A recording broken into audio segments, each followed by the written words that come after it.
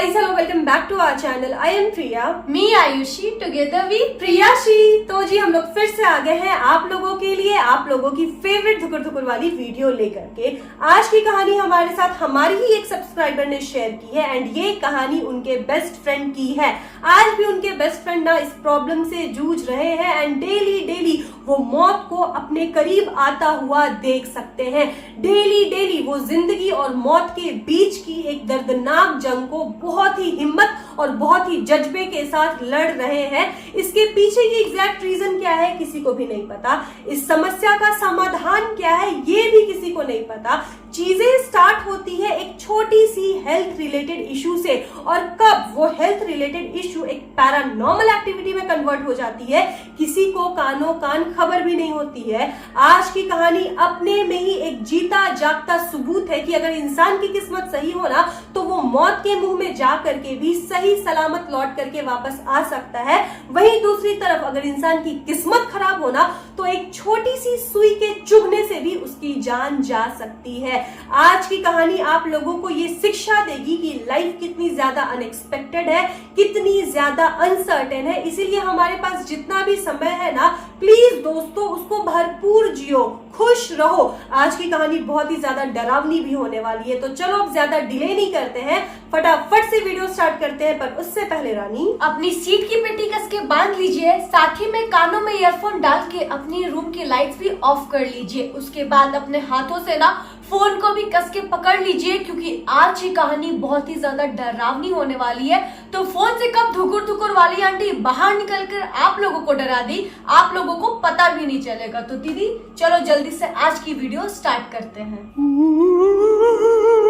तो आज की जो कहानी है ना वो हमारे सब्सक्राइबर के बेस्ट फ्रेंड के ही इर्द गिर्द घूमेगी। तो परंपरा के हिसाब से सबसे पहले हम लोग उनका नामकरण कर देते हैं। तो चलो आज हम लोग उनका नाम रख देते हैं राहुल। और राहुल बांग्लादेश के मुंशीगंज के रहने वाले हैं और ये घटना स्टार्ट होती है तकरीबन 1 से 1.5 महीने पहले। अच्छा, आप लोगों को ठीक से समझाने के लिए ना हम लोग शुरुआत से शुरू करते हैं। एक दिन दोपहर का टाइम हो रहा था, राहुल अपनी बाइक को ड्राइव कर रहे थे और ड्राइव करते करते उनकी आंखों में कुछ धूल उड़ करके चला जाता है एंड ये बहुत ही ज्यादा नॉर्मल है। हम लोग जब पैदल चलते हैं ना या बाइक ड्राइव भी करते हैं तो भी कभी कभी आंखों में गंदगी उड़ करके चली जाती है।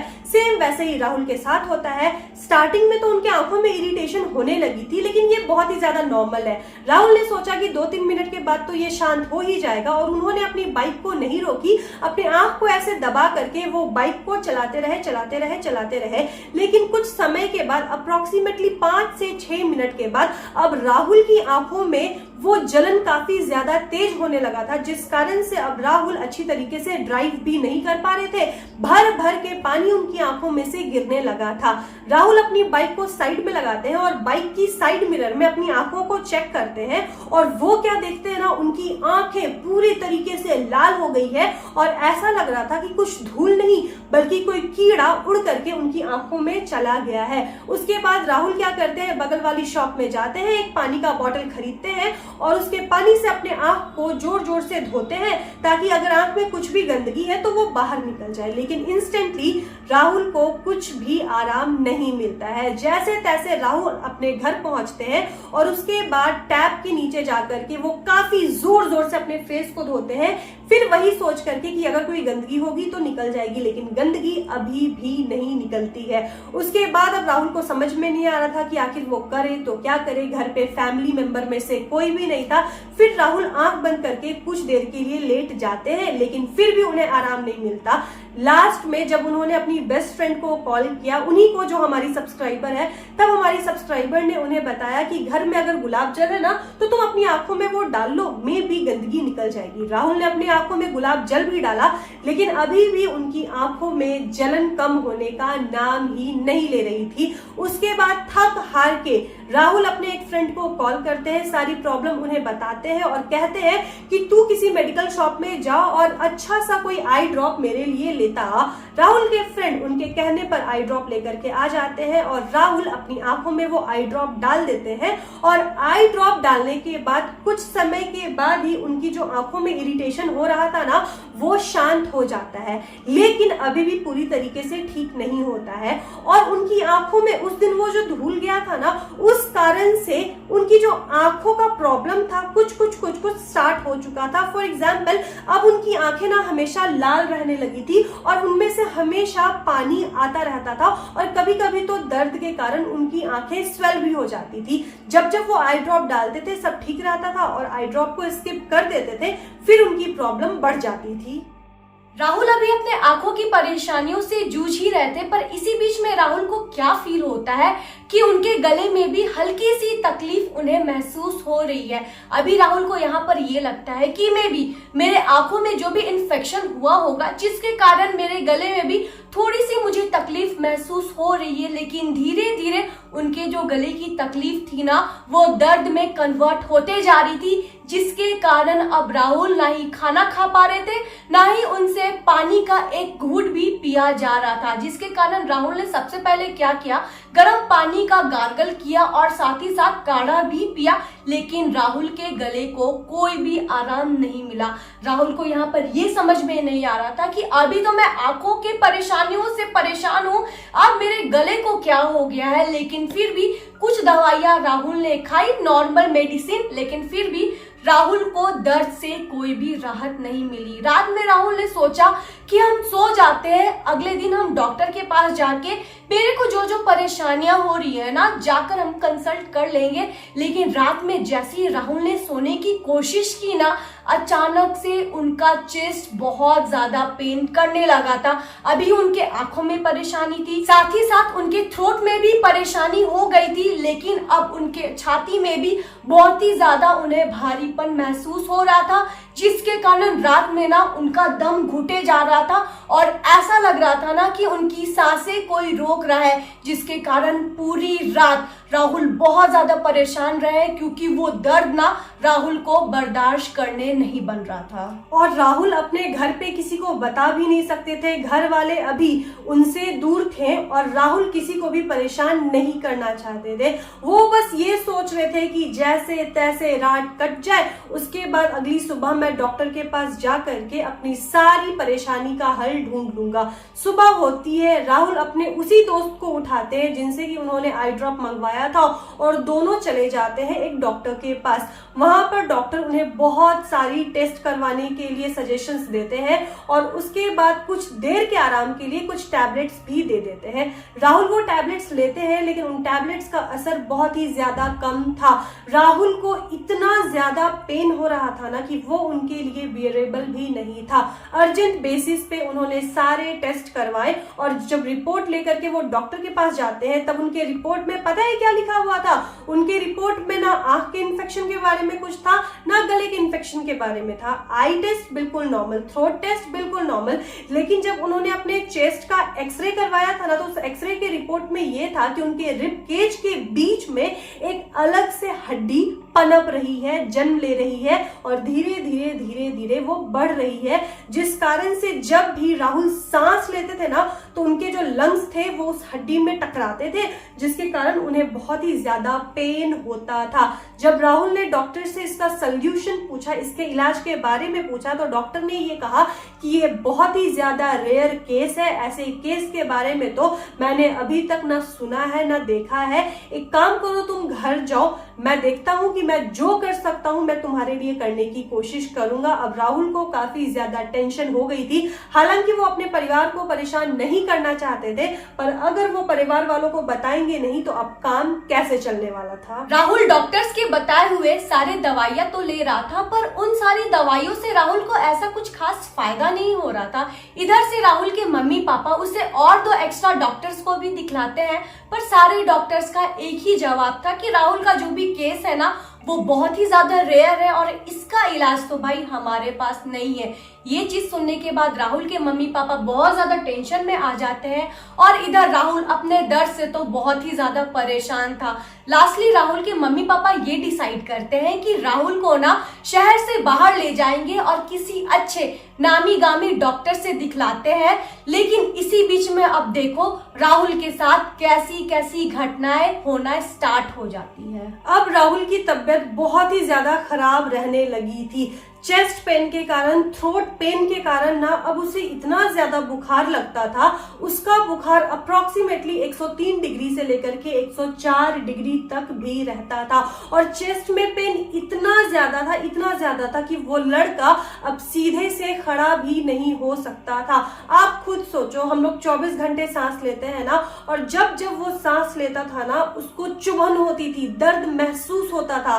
तो वो लड़का ना बस बेड का एक कोना पकड़ करके दिन भर उसी पोजीशन में लेटा रहता था। वो अपना पोजीशन तक चेंज नहीं करता था। माँ बाप अपने बेटे को उस हालत में देख करके ना काफी ज्यादा दुखी हो रहे थे।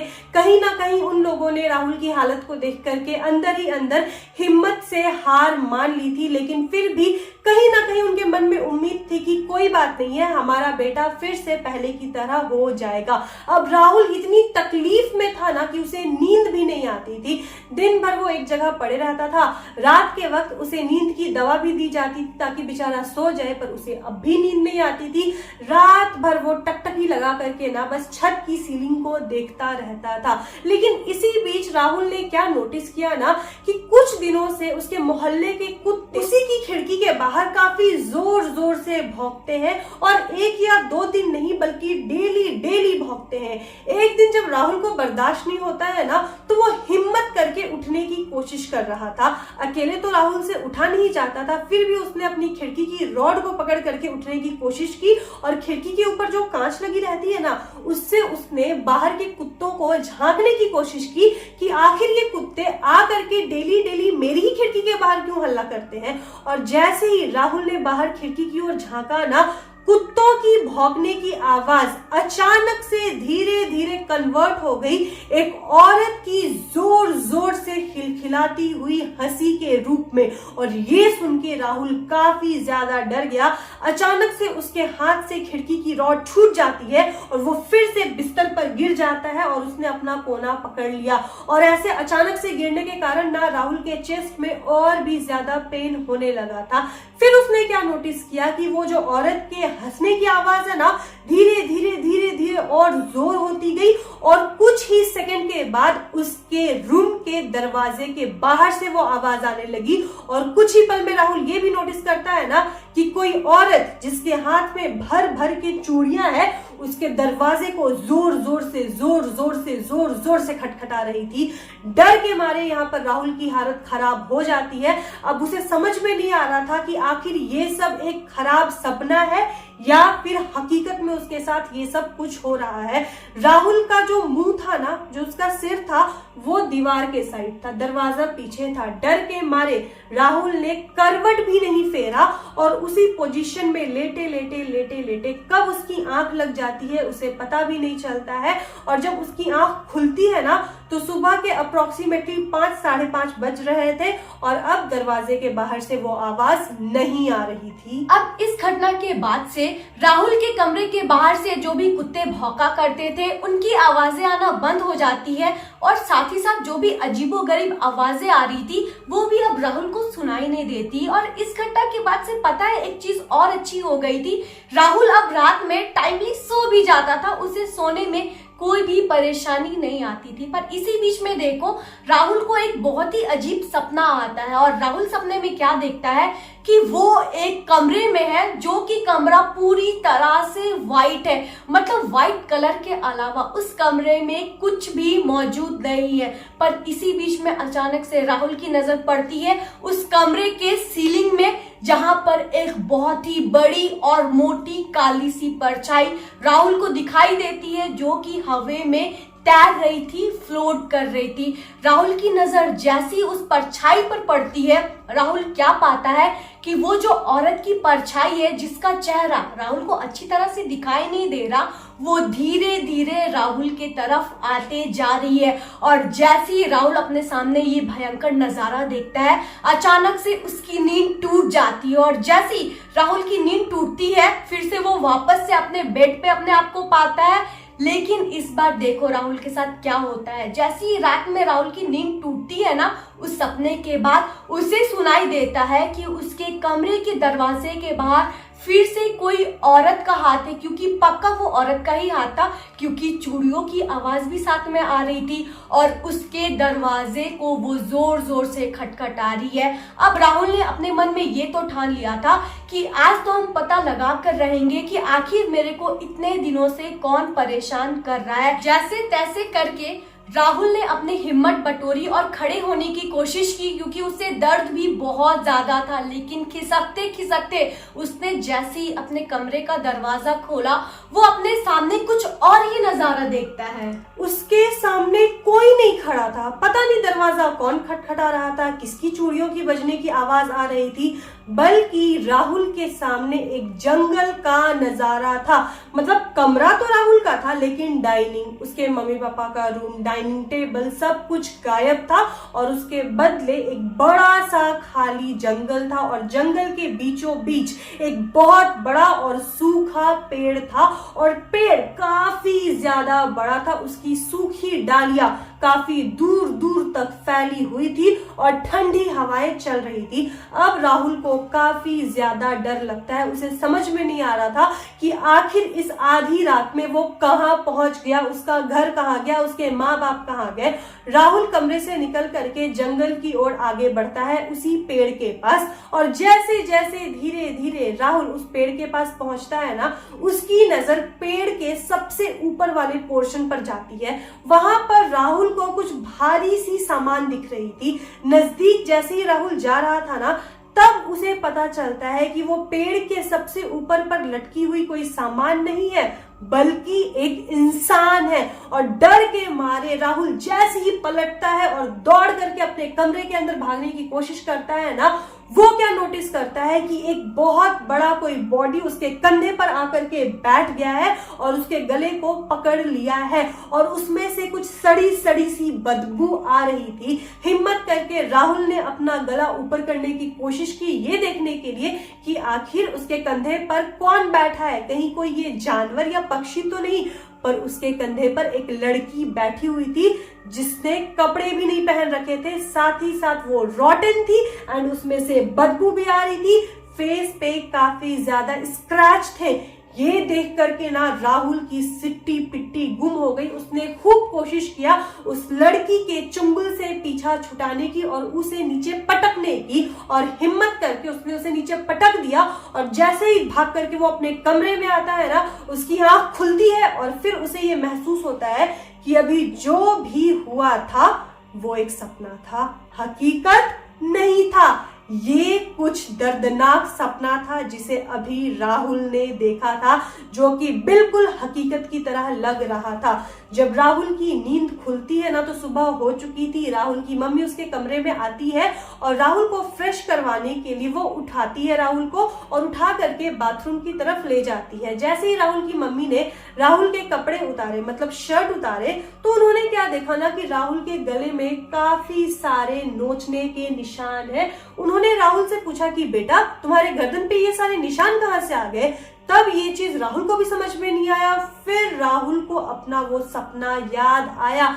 अब राहुल को ये नहीं समझ में आ रहा था कि ये सब तो जो भी हुआ था सपने में हुआ था, तो आखिर निशान रियलिटी में कैसे आ गए। राहुल के दिमाग में बहुत कुछ चल रहा था, लेकिन किसी भी चीज का आंसर नहीं था। राहुल ने सारी बातें अपनी मम्मी को बताई और उसके बाद से राहुल के पेरेंट्स ने ये डिसाइड किया कि राहुल का डॉक्टर्स के पास तो इलाज होगा ही होगा।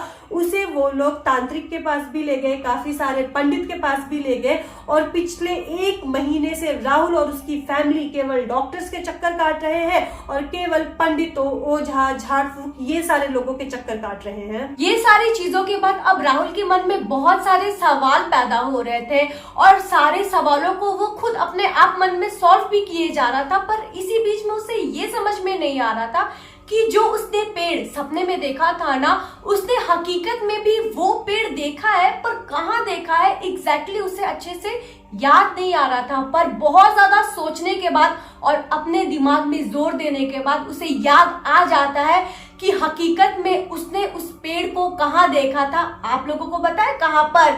उसी जगह पर जहां पर राहुल के आंखों में धूल चली गई थी। मतलब यहाँ से ये चीज क्लियर होती है कि राहुल के साथ जो भी प्रॉब्लम हो रही है ना, वो नेचुरल नहीं है, कहीं ना कहीं उसका पैरानॉर्मल कनेक्शन तो है, क्योंकि उसी पेड़ के नीचे उसकी आंखों में धूल गई थी और जब से धूल गई थी ना, तभी से राहुल की जिंदगी बर्बाद हो गई है।